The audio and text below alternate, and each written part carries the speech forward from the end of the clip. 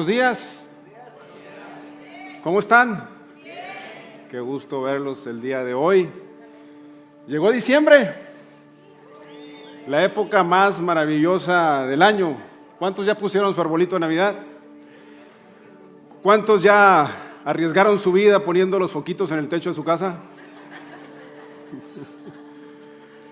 Bueno, mi nombre es Jorge Cota, es un placer estar con ustedes el día de hoy. Si no tenemos el gusto de conocernos, y soy parte del equipo de Warmark en español. Cuando entró, le dieron un bosquejito, ahí están los versículos anotados y también espacios para que pueda anotar los puntos importantes que estarán saliendo aquí en su pantalla. Pero llegó diciembre y hoy me gustaría que considerásemos las circunstancias alrededor del nacimiento de Jesús. ¿Sabe por qué? Porque sin Jesús no hay Navidad. Como puede ver, nunca encontraremos la Navidad debajo de un árbol hasta que encontremos a Cristo en nuestro corazón. Y en esta temporada del año tan ajetreada, estresada, ¿sabe? Es muy fácil olvidarnos del verdadero significado de la Navidad. El verdadero significado de la Navidad, mis hermanos, es que la salvación ha llegado. Y esas son muy buenas noticias para celebrar. La salvación ha llegado. Así que hoy me gustaría que viéramos el libro de Lucas, capítulo 1, versículo 26 al 38. Mira lo que dice. Cuando Elizabeth estaba en su 6º mes de embarazo, Dios envió al ángel Gabriel a Nazaret, una aldea de Galilea, a una virgen llamada María. Ella estaba comprometida para casarse con un hombre llamado José, descendiente del rey David. Gabriel se le apareció y dijo: saludos, mujer favorecida, el Señor está contigo. Confusa y perturbada, María trató de pensar lo que el ángel quería decir. No tengas miedo, María, le dijo el ángel, porque has hallado el favor de Dios. Concebirás y darás a luz un hijo y le pondrás por nombre Jesús. Él será muy grande y lo llamarán Hijo del Altísimo. El Señor Dios le dará el trono de su antepasado David y reinará sobre Israel para siempre. Su reino no tendrá fin. ¿Pero cómo podrá suceder esto?, le preguntó María al ángel. Soy virgen. El ángel le contestó: el Espíritu Santo vendrá sobre ti y el poder del Altísimo te cubrirá con su sombra. Por lo tanto, el bebé que nacerá será santo y será llamado Hijo de Dios. Además, tu pariente Elizabeth quedó embarazada en su vejez. Antes la gente decía que ella era estéril, pero ha concebido un hijo y ya está en su 6º mes de embarazo, pues la palabra de Dios nunca dejará de cumplirse. Versículo 38, María respondió: soy la sierva del Señor, que se cumpla todo lo que has dicho acerca de mí. Y el ángel la dejó. Así que anota el primer punto importante. La salvación se basa en la gracia de Dios. ¿Escuchó? La salvación se basa en la gracia de Dios. Es interesante señalar que Lucas probablemente obtuvo este relato de la historia por parte de María o quizás por uno de sus hijos. El versículo 26 dice: cuando Elizabeth estaba en su 6º mes de embarazo, Dios envió al ángel Gabriel a Nazaret, una aldea de Galilea. Ahora bien, ¿quién es el ángel Gabriel? El ángel Gabriel es un ángel importante, es el ángel mensajero y tiene la tarea de entregar anuncios importantes al pueblo de Dios. Y en el Antiguo Testamento, cuando se le apareció a un cuate llamado Daniel, su apariencia era tan aterradora que Daniel se fue al suelo con solo verlo. Y aparentemente el ángel Gabriel está a cargo de los anuncios de nacimiento, porque es el ángel que justo antes se le apareció a Zacarías para informarle que él y su esposa, Elizabeth, quien era estéril y que además ya estaba en avanzada edad, iba a tener un hijo llamado Juan el Bautista. De manera que el ángel Gabriel es enviado por Dios, lo que significa que es enviado desde el lugar de Dios, es decir, desde el cielo, en una misión de Dios a una ciudad llamada Nazaret. Ahora bien, Galilea es la región del país, Nazaret es la ciudad, y es muy probable que Lucas mencione el nombre de la región debido a lo pequeña y lo insignificante que era la ciudad de Nazaret. Nazaret era un pueblo tan recóndito que ni siquiera era mencionado en la lista de los pueblos del Talmud. Tampoco aparece o es mencionado en el Antiguo Testamento. Y su población era quizás de 400 o quizás hasta 500 personas. Nazaret, mis hermanos, era un pueblo bicicletero, paupérrimo. Nadie quería nacer ni criarse ahí. De hecho, era tan feo que cuando Natanael, el discípulo de Jesús, se dio cuenta de que Jesús era nazareno, citó un proverbio muy común y dijo, ¿puede algo bueno salir de Nazaret? Y es ahí precisamente, mis hermanos, donde Dios envía al ángel Gabriel a este pueblucho. Mira lo que dice el versículo 26. Cuando Elisabet estaba en su 6º mes de embarazo, Dios envió al ángel Gabriel a Nazaret, una aldea de Galilea, a una virgen llamada María. Ella estaba comprometida para casarse con un hombre llamado José, descendiente del rey David. De modo que Dios envía a uno de sus ángeles más importantes, a darle un mensaje a una adolescente que vive en esta ciudad. María, como podemos ver, es virgen y está comprometida para casarse con un hombre llamado José. Lo que significa que está en la primera etapa de un proceso matrimonial de 2 etapas. ¿Por qué? Porque la primera etapa del compromiso implicaba un acuerdo formal presencial para casarse y también involucraba un intercambio financiero del precio de la novia. De manera que en este punto la mujer le pertenece legalmente al novio y se le conoce como su esposa. Y después, aproximadamente un año después, se realiza entonces la ceremonia de matrimonio y es entonces cuando el marido puede llevarse a la esposa a casa. De hecho, una mujer podía casarse a los 12 años. Y lo más probable es que María tenía quizás entre 13 y 18 años. Ahora bien, María está comprometida con José, que es descendiente del rey David. Y este dato es muy importante, el cual vamos a ver más adelante. Sin embargo, esta historia está empapada de crisis y de confusión. ¿Sabe por qué? Porque nos deja cuestionándonos. ¿Por qué rayos uno de los ángeles más importantes de Dios dejaría el cielo en una misión e iría a visitar a una adolescente de la que nadie ha escuchado, que vive en un pueblucho que nadie conoce? Y la respuesta se encuentra en el versículo 28. Mira lo que dice. Gabriel se le apareció y dijo, saludos, mujer favorecida. El Señor está contigo. La respuesta es esa.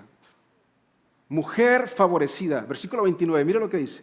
Confusa y perturbada, María trató de pensar lo que el ángel quería decir. No tengas miedo, María, le dijo el ángel, porque has hallado el favor de Dios. Las palabras no tengas miedo son muy significativas. ¿Sabe por qué? Porque nuestra respuesta natural a la idea de que Dios invada nuestra vida personal es el miedo. Tenemos miedo de lo que Dios pueda hacer o pedir que hagamos. ¿Y qué hacemos? Preferimos entonces mantener el control, porque soltar, entregarnos a Dios, nos asusta, ¿sí o no? Pero anótelo muy bien.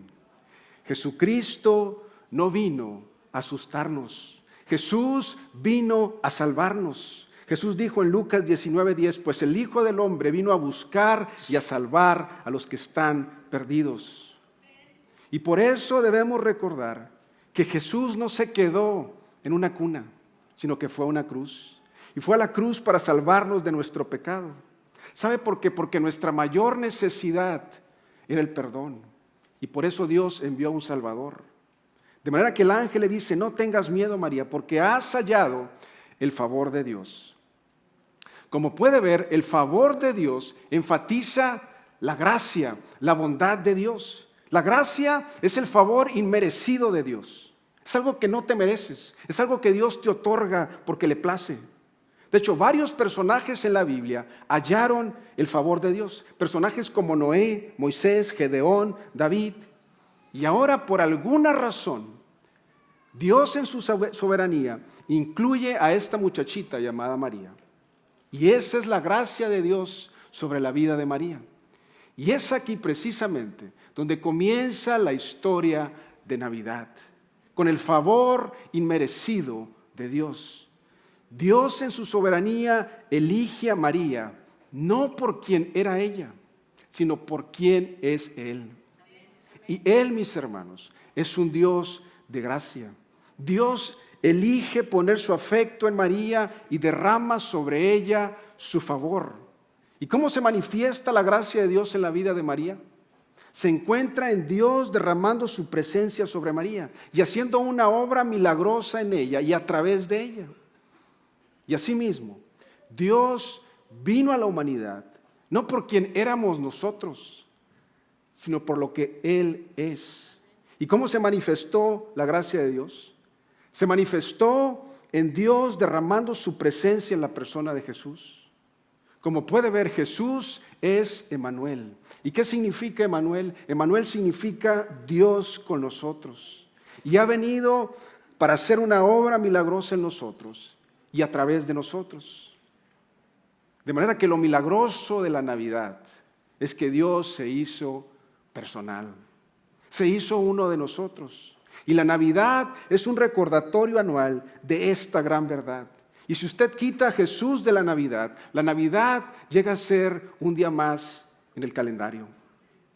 Y cuando afirmamos que somos cristianos, cuando afirmamos que somos creyentes, estamos afirmando, escuche bien, que Santa Claus o Papá Noel y Dios no tienen nada en común. ¿Sabe por qué? Porque Papá Noel y Santa Claus no traen regalos. ¿Sabe lo que traen? Traen recompensas por el buen comportamiento. Sus obsequios están reservados para quienes se los han ganado durante el año pasado, al portarse muy bien.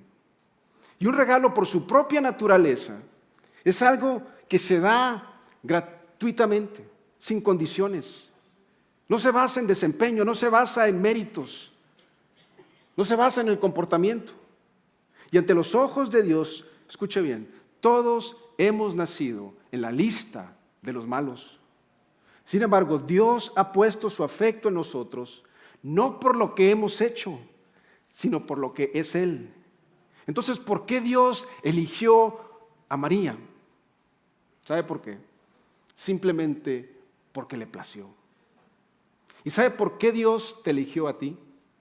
Simplemente porque le plació.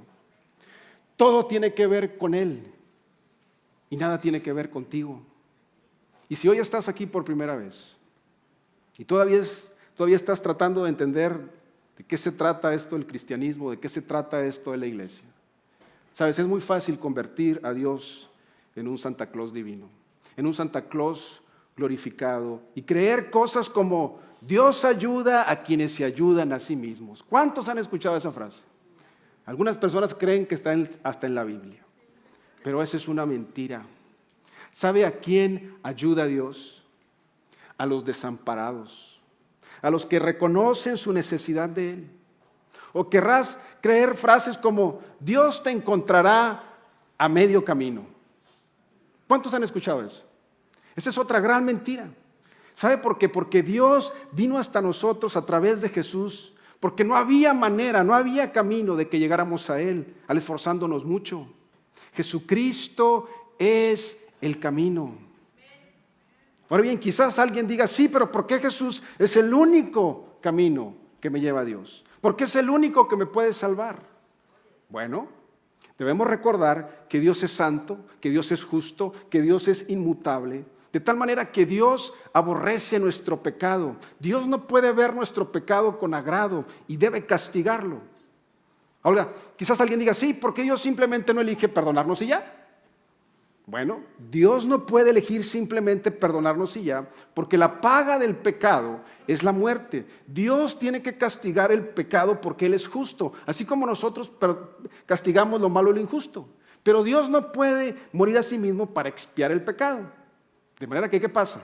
Bueno, Dios logra esto por medio de Jesús, la segunda persona de la Trinidad, asumiendo una naturaleza humana, viviendo una vida sin pecado y pagando nuestra pena por el pecado en la cruz. Y esto se llama una sustitución penal, se llama satisfacción vicaria. Significa que Dios toma mi culpabilidad, que Dios toma mi pecado. Otra persona no me puede salvar porque al que yo he ofendido con mi pecado es a Dios, a Jesús, Dios encarnado. La única persona que me puede salvar es la persona a la que ofendí. De manera que Jesús es el único que puede perdonarnos y por consiguiente otorgarnos salvación. Y usted no se puede salvar a sí mismo al hacer obras buenas para pagar por las malas. Si usted cree que puede hacer obras buenas para pagar por las malas, esto se llama un acto supererogatorio. Es creer que usted puede hacer obras buenas que superan lo que se requiere, acumular mérito y así pagar por sus malas obras. Pero esto, mis hermanos, es absurdo. ¿Por qué? Porque en un modelo de justicia por obras, uno entonces realizaría buenas obras, como por ejemplo ayudarle a una ancianita a cruzar la calle y después regresaría con su esposa exigiendo que le perdone la infidelidad porque ya se ganó el perdón al ayudarle a la ancianita a cruzar la calle. Y ninguna persona en su sano juicio jamás intentaría este método con su cónyuge. No funcionaría, es absurdo. Déjeme dar otro ejemplo. Supongamos que usted por andar a las carreras se pasa un semáforo en rojo, lo detiene un policía, el policía lo multa, se presenta ante el juez y el juez le pregunta cómo se declara. Y usted le dice inocente. Inocente, le dice el juez. ¿Te pasaste el semáforo en rojo? Sí, así es. Me lo pasé porque andaba bien apurado. No comprendo. Admites que te pasaste el semáforo en rojo, pero no te consideras culpable. Y usted le dice, así es, su señoría, como puede ver usted, antes de pasarme el semáforo en rojo, me pasé 6 semáforos en verde, así que no me debe castigar. Pero ve lo absurdo e incoherente que es esto. De manera que la salvación involucra 2 cosas, el perdón y la reconciliación. Yo necesito que Dios me perdone, yo necesito que Él tome mi culpa. Y para eso, ¿qué necesito hacer? Arrepentirme y confesar. Y entonces tengo comunión con Dios. Y el resultado es que soy una nueva criatura y llegamos a ser sus hijos. Y somos adoptados a su familia, no por nada de lo que yo hice, sino por lo que Dios ha hecho. Y si eres creyente, escucha bien el día de hoy. Deja de intentar ganarte lo que ya tienes gratuitamente en Cristo Jesús. No hay nada que puedas hacer para que Dios te ame más y nada que puedas dejar de hacer para que te ame menos. Anote el segundo punto importante. La salvación se centra en el Rey de Dios. La salvación se centra en el Rey de Dios. Mira lo que dice el versículo 31. Concebirás y darás a luz un hijo y le pondrás por nombre Jesús. De manera que el ángel le dice que va a quedar embarazada de una forma sobrenatural. Como puede ver, María, quien es virgen, va a quedar embarazada sobrenaturalmente estando comprometida para casarse. Ahora, piensa en eso por un momento. ¿Cuántos de ustedes creyeran la afirmación de que una muchacha siendo virgen quedó embarazada? Imagínense a su hija adolescente que saliera embarazada y afirmaría que el papá es el Espíritu Santo. ¿Le creerían? ¿Saben? En aquella época jamás se había oído de una virgen embarazada. Imagínense el estigma que esto llevaría. Imagínense los chismes del pueblo. Imagínense la vergüenza de José. Además, Dios ya tiene un nombre elegido para este niño y el nombre será Jesús. Jesús significa el Señor salva. Y eso es precisamente lo que Jesús venía a hacer. Él venía con una misión de Dios para salvar al mundo. El versículo 32 dice, Él será muy grande y lo llamarán Hijo del Altísimo. ¿Y sabe cuál es el punto del ángel Gabriel? Que nunca ha habido ni habrá nadie como este niño Jesús. Él será muy grande. Es una declaración de una grandeza absoluta. Y en todos los ámbitos del universo, Jesús es grande, es incomparable.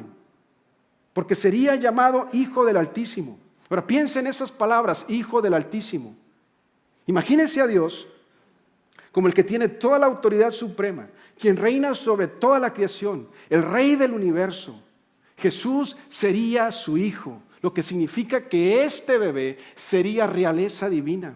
Y para los oídos judíos, esto sería lo mismo que llamarlo Rey. Mira lo que dice Lucas 1, 32, 33. El Señor Dios le dará el trono de su antepasado David y reinará sobre Israel para siempre. Su reino no tendrá fin. Como puede ver, este bebé sería un rey eterno, pero también sería nuestro Padre eterno. La etimología de la palabra eterno es perpetuamente. Describe algo que no tiene principio porque siempre ha existido, algo que no tiene fin porque siempre será. La idea aquí quiere decir una cuerda interminable. Y sabe, cuando pensamos en Jesús, por lo regular no pensamos en llamarlo Padre. Y fíjese lo que dijo Jesús acerca de esto en Juan 14, 8, 11. Señor, dijo Felipe, Muéstranos al Padre y con eso nos basta. Pero Felipe, tanto tiempo llevo ya entre ustedes y todavía no me conoces. El que me ha visto a mí ha visto al Padre. ¿Cómo puedes decirme, muéstranos al Padre? ¿Acaso no crees que yo estoy en el Padre y que el Padre está en mí? Las palabras que yo les comunico no las hablo como cosa mía, sino que es el Padre que está en mí, el que realiza sus obras. Créanme cuando les digo que yo estoy en el Padre y que el Padre está en mí, o al menos créanme por las obras mismas. Mis hermanos, Jesús es nuestro Padre eterno y como tal es nuestro protector. Y sabe, esto es lo que los buenos papás hacen con sus hijos, ¿sí o no? Los cuidan.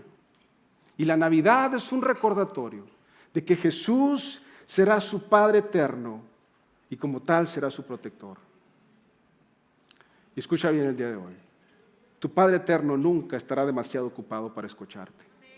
Nunca estará demasiado preocupado para importarle. Tus inquietudes nunca son insignificantes para Él. Nunca estará demasiado cansado. Nunca será indiferente. Nunca estará demasiado comprometido. No tendrá un dolor de cabeza ni hará berrinche. No te abrazará un día y te pagará el siguiente.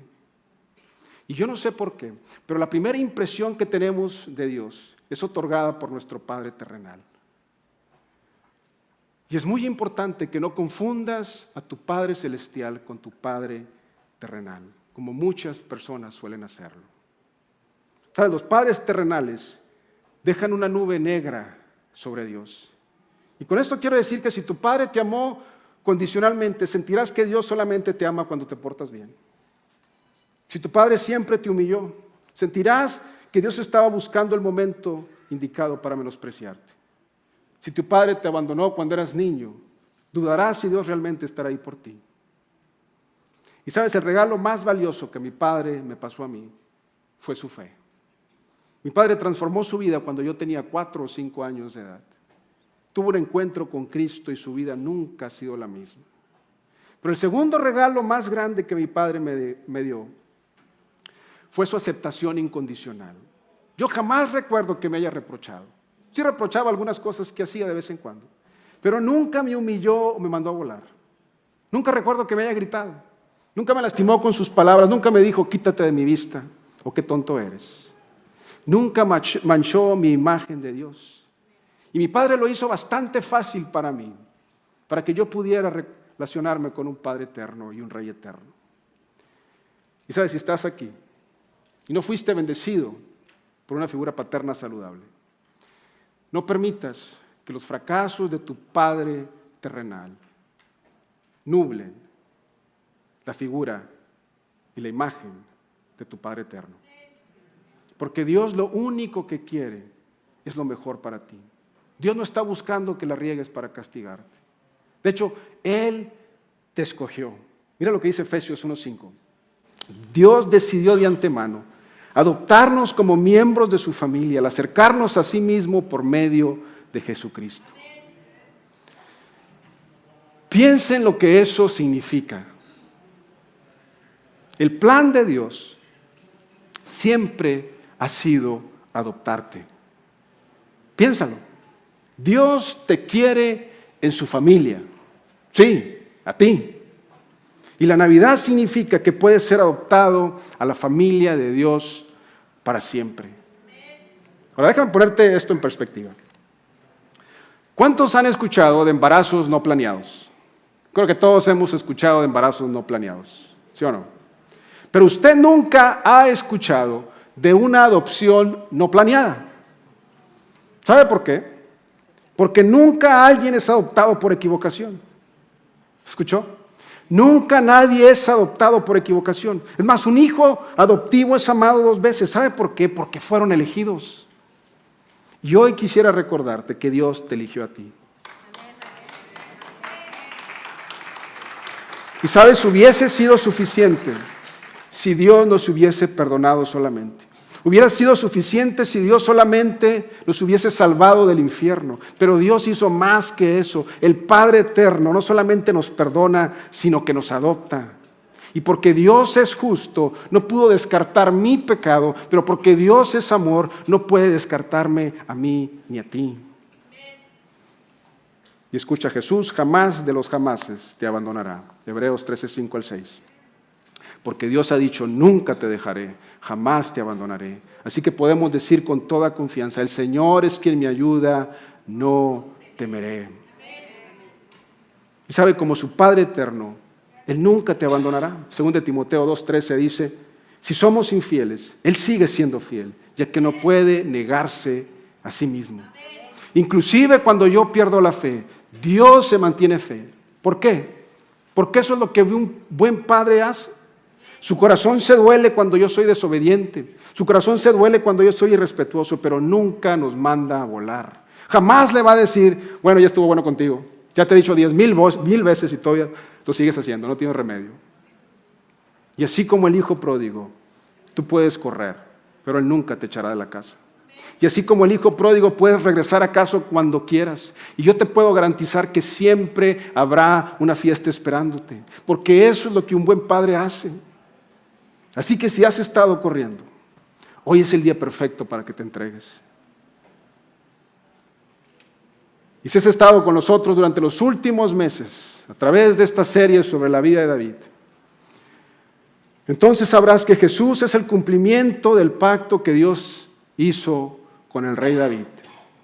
Y es precisamente aquí que se une entonces el Antiguo y el Nuevo Testamento.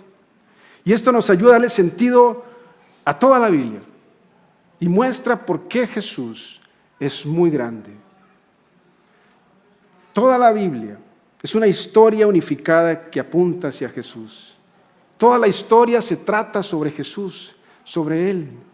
Y si usted quiere entender la Biblia, entonces necesita saber una sola palabra, y esta palabra es el reino. El reino significa el gobierno de Dios. Y la historia de la Biblia es la historia de Dios trayendo su gobierno y su reino a la tierra. Desde Génesis capítulo 1, en el principio Dios creó los cielos y la tierra, dice la Biblia. Y Dios es retratado como el rey del universo, como el creador del universo. Y luego queda claro en la página número 1 de la Biblia que el plan de Dios es gobernar la tierra a través de un ser humano. Y por eso Dios le dice a Adán que ejerza dominio sobre la tierra. Pero sabe, Adán fracasó, pero Dios no abandonó su plan. Y Dios le promete entonces a un hombre llamado Abraham de que de él saldrán reyes que gobernarán una gran nación, y es a través de esta nación que todas las familias de la tierra serán bendecidas. Pero pasan cientos de años e Israel no ha tenido rey. Entonces Israel tiene su primer rey, y lo vimos a través de esta serie, el rey Saúl. Y Saúl fue rey, pero no reflejaba el gobierno de Dios.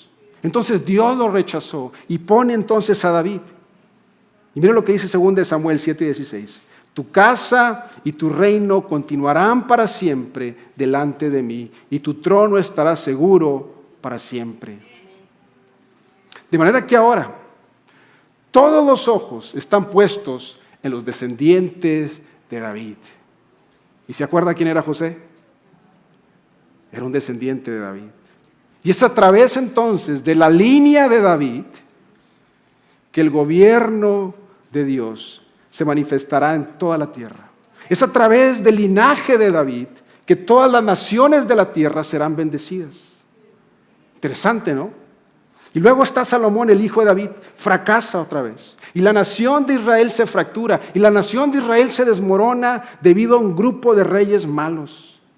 De hecho, se pone tan mal que la mayoría del pueblo de Israel es expulsada de la tierra de Israel. Son exiliados y gobernados por Babilonia, y después por Persia, y después por Siria, y ahora por Roma. Entonces la nación de Israel pasa 600 años sin tener un rey. Y es ahí donde termina el Antiguo Testamento, termina sin rey. Entonces, con eso en mente, escuchen nuevamente los versículos 32 y 33. El Señor Dios le dará el trono de su antepasado David y reinará sobre Israel para siempre. Su reino no tendrá fin. Anótelo muy bien. Jesús es el Rey eterno de la nación de Israel. Él es el Mesías. Él es quien ha traído el gobierno y el reino de Dios a la tierra de tal manera que todas las naciones de la tierra son bendecidas. Y esto es lo que hace grande a Jesús. Él es el Rey del reino de Dios. Y se acerca un día en que el gobierno y el reinado de Cristo se realizarán en toda la tierra de una manera tan completa que esta tierra, dice la Biblia, que será renovada. Pero por ahora, el gobierno de Cristo está presente en los corazones de su pueblo. Y la pregunta que nos debemos plantear entonces es la siguiente: ¿es Jesús absolutamente grande en nuestra vida? Hay muchas personas que afirman que Jesús sí es muy grande, pero también es muy grande mi trabajo. Pero también es muy grande y muy importante el dinero que tengo. ¿Es Jesús el Salvador y el Rey en tu vida? Y al mismo tiempo que Jesús es el Salvador del mundo, también es el Rey del reino de Dios. Él es Salvador y Rey. ¿Y sabe qué hacen los salvadores? Los salvadores salvan. ¿Y qué hacen los reyes? Los reyes gobiernan. Y entonces, ¿cómo respondemos a un Salvador? ¿Cómo respondemos a alguien que nos rescata? ¿Sabe cómo respondemos? Con gratitud. ¿Cómo respondemos ante un rey? Respondemos con entrega. Y esa es la vida cristiana, una entrega total. Pero saben, muchos queremos la salvación sin una entrega totalmente. Anote lo siguiente: la salvación se logra por el poder de Dios. La salvación se logra por el poder de Dios. Versículo 34. Pero ¿cómo podrá suceder esto?, le preguntó María al ángel. ¿Soy virgen? Es una pregunta muy válida, ¿sí o no? María no está tonta, sabe perfectamente bien de dónde vienen los bebés. Ella sabe que no es la cigüeña la que va a dejar al niño enfrente de la casa. Y entonces, ¿cómo va a resolver Dios esto? ¿Qué es lo que va a hacer? Versículo 35. El ángel le contestó: el Espíritu Santo vendrá sobre ti, y el poder del Altísimo te cubrirá con su sombra. Por lo tanto, el bebé que nacerá será santo y será llamado Hijo de Dios. Y el punto es el siguiente: María concebirá de una manera misteriosa e inimaginable, pero lo más importante es que esto será sobrenatural. Será una muestra inequívoca de poder por parte de aquel cuya autoridad hace posible lo imposible.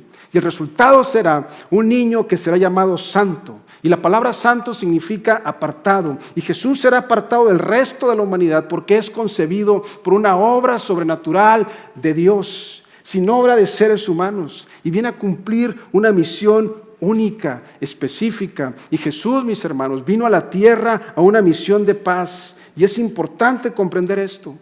Jesús no vino a arruinarnos. Jesús vino a redimirnos. Jesús no vino a asustarnos, vino a salvarnos. Jesús no vino a señalarnos con el dedo, vino a señalarnos el camino.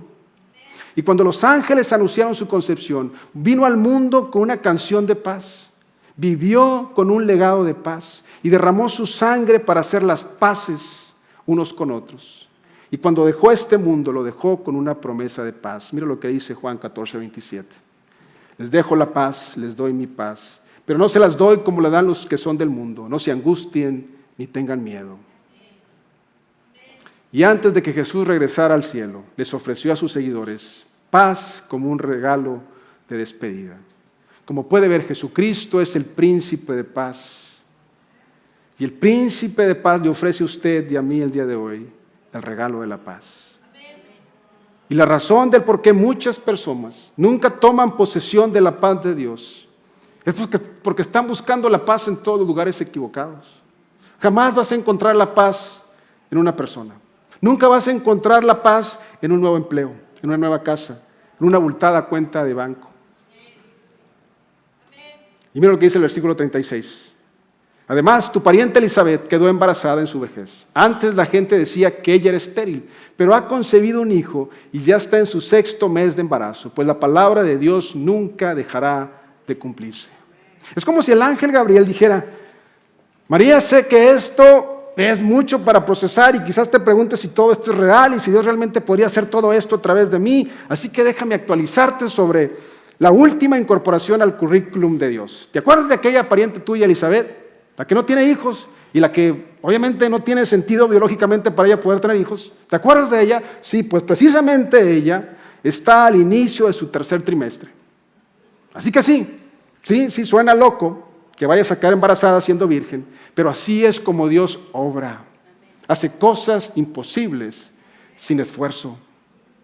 Lo único que se le pide a María que haga es que le ponga el nombre al niño Jesús. De lo contrario, Dios es quien hace toda la obra por el Espíritu. ¿Y sabe lo que es maravilloso? Lo que es bien maravilloso es pensar que el mismo Espíritu que se movía sobre las aguas en Génesis capítulo 1, versículo 2, como el poder vivificante en la creación, es ese mismo Espíritu, es el mismo poder vivificante que posee a María para dar luz al Santo Hijo de Dios. Pero esto no termina ahí. El Espíritu en la creación es el mismo Espíritu en la concepción de Jesús, que es el mismo Espíritu, escuche bien, responsable de nuestra regeneración y nuestra santificación. Y por último, anótelo, la salvación resulta en nuestra entrega absoluta. La salvación resulta en nuestra entrega absoluta. Versículo 38. María respondió: soy la sierva del Señor. Que se cumpla todo lo que has dicho acerca de mí. Y el ángel la dejó. Como puede ver, María está enteramente a disposición de Dios. No le importaba el estigma de su comunidad. No le importaba que pareciera que había cometido adulterio. No le importaba que la pena por adulterio fuera la muerte. No le importaba lo que José pensaría o haría cuando descubriera que su esposa técnicamente estuviera embarazada sin haber tenido intimidad. María está absolutamente entregada a Dios y a sus planes. ¿Y sabe qué apropiado? Qué apropiado que al vivir plenamente entregada a Dios y a sus planes, María reflejara exactamente lo que veríamos en su Hijo Jesús. Mire lo que dice Filipenses 2, 5 al 8. Tengan la misma actitud que tuvo Cristo Jesús. Aunque era Dios, no consideró que el ser igual a Dios fuera algo a lo cual aferrarse. En cambio, renunció a sus privilegios divinos, adoptó la humilde posición de un esclavo y nació como un ser humano. Cuando apareció en forma de hombre, se humilló a sí mismo en obediencia a Dios y murió en una cruz como morían los criminales. Como puede ver, Jesucristo se veía a sí mismo completamente a disposición de Dios. Un esclavo, un siervo. Estaba completamente entregado a los planes de Dios. Y sabe, los planes de Dios es que Jesús naciera. Y el eterno Hijo de Dios se hizo carne en la persona de Jesucristo. Y escuche bien, nació literalmente para morir, para que nosotros podamos vivir. Y termino con esto. Las próximas semanas vamos a comenzar una nueva serie titulada Nació. Y cada semana vamos a hablar sobre por qué y para qué nació Jesús. Como puede ver, Jesús nació para morir. Jesús nació para gobernar. Jesús nació para destruir las obras del diablo. Y Jesús nació para buscar y salvar a los que estaban perdidos. Y Padre, gracias por amarnos tanto. Gracias porque la salvación ha llegado a través de tu Hijo Jesús. Gracias porque no tenemos que hacer absolutamente nada para ganarnos tu favor. Tú nos has elegido. Y hoy te pido que nadie salga de aquí creyendo que la salvación se gana al esforzarse mucho, por mérito o al portarse muy bien. Que no creamos la mentira de que Dios ayuda a aquellos que se ayudan a sí mismos. La realidad de las cosas es que cuando nosotros no podíamos hacer nada, tú lo hiciste todo. Y no solo eres Salvador, sino eres el Rey de Reyes y Señor de Señores. Así que te pedimos que como Rey gobierna nuestras vidas para ser más y más como tú, al entregarnos totalmente a ti. Te amamos y te damos gracias. En Cristo Jesús. Amén.